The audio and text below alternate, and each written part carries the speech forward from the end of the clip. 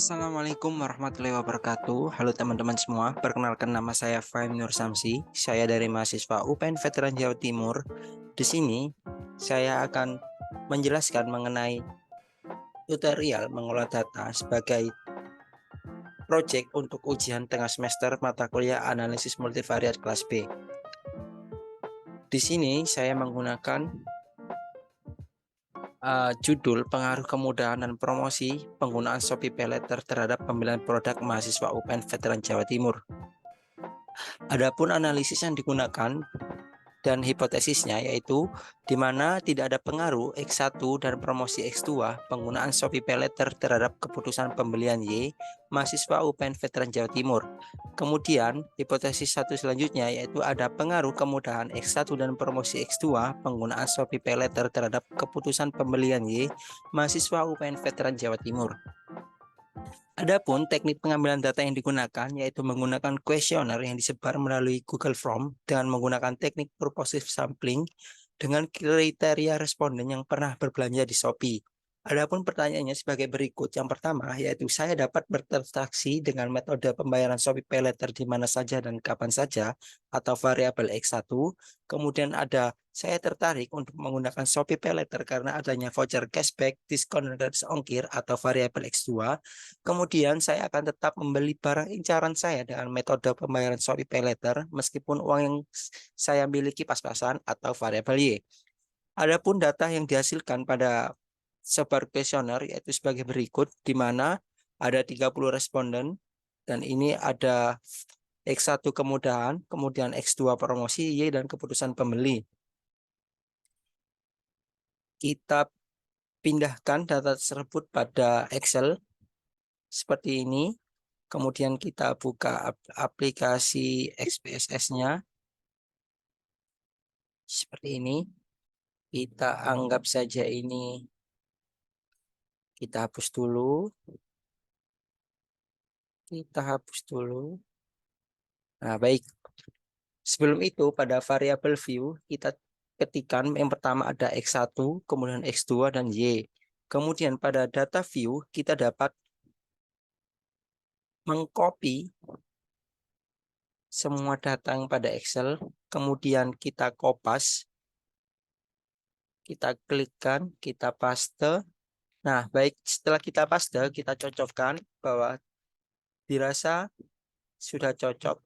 Kita klik analyze, kemudian ada regression, linear.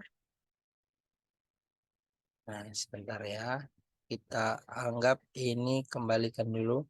Nah, pada dependent, kita masukkan variabel Y. Pada independent, kita masukkan X1 dan X2.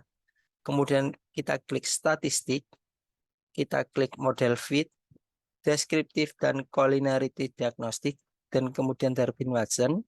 Kita klik continue, kita klik plots, kita masukkan spreadsheet ke variabel Y dan JBread ke X, ke variabel X.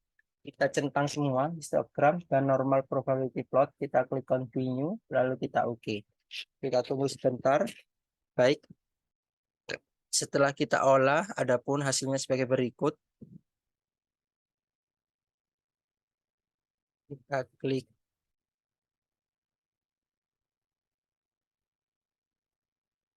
Nah, untuk pembacaan hasil olah data yang pertama, yaitu ada uji asumsi klasik atau linearitas, di mana titik-titik terbentuk garis lurus mengikuti diagonal dari titik 0 dan dapat disimpulkan bahwa data dalam penelitian ini berdistribusi normal.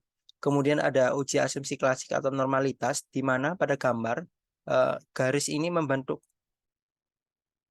menyerupai gunung atau diagram batang menyerupai gunung, di mana kita dapat menyimpulkan bahwa olah data berdistribusi normal dan memenuhi uji normalitas.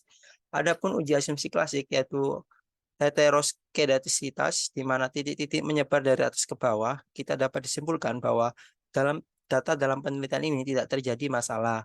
Kemudian untuk uji asumsi klasik atau multikolenialitas, di mana nilai toleransi 0,896 atau lebih dari 0,100 dan nilai FIF 1,116 atau kurang dari 10, dapat simpulkan bahwa tidak ada multikolinearitas dari hasil data yang diolah. Kemudian, pada hasil interpretasi data, di mana kita dapat mengambil kesimpulan berdasarkan gambar di atas, yaitu dapat persamaan regresi yaitu Y sama dengan 3,827, kemudian ditambah minus 0,315, kita tambah 0,167 X2 dari hasil olah data.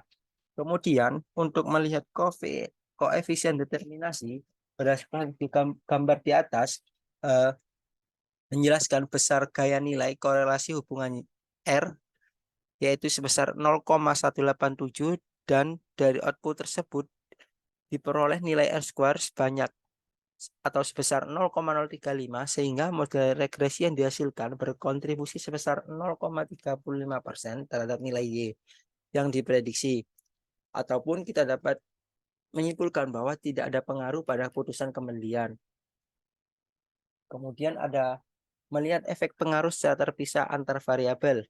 Yang pertama, pada keterangan tersebut kita dapat simpulkan bahwa di atas kolom sig variabel X1 berpengaruh signifikan karena Y 0,375 atau kurang dari 0,05, dan variabel X2 tidak berpengaruh secara signifikan pada variabel Y karena 0,512 atau lebih dari 0,05. Kemudian ada efek pengaruh secara bersamaan antar variabel. Pada bagian ini didapat bahwa F 0,487 dengan tingkat probabilitas 0,620 atau lebih dari 0,05, maka tidak ada pengaruh signifikan pada variabel X terhadap Y secara bersamaan. Dari hasil data tersebut, kita dapat mengambil kesimpulan bahwa uji asumsi klasik, hasil olah data dapat memenuhi semua uji asumsi klasik. Kemudian untuk hasil analisis, berdasarkan tabel ANOVA, X1 dan X2 tidak berpengaruh signifikan terhadap Y secara bersamaan.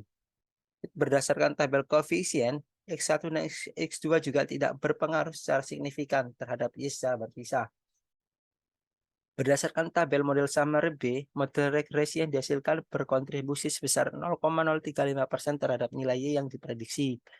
Kemudian ada model yang dihasilkan, yaitu Y sama dengan 3,827 ditambah minus 0,315 pada X1, kemudian ditambah 0,167 pada X2.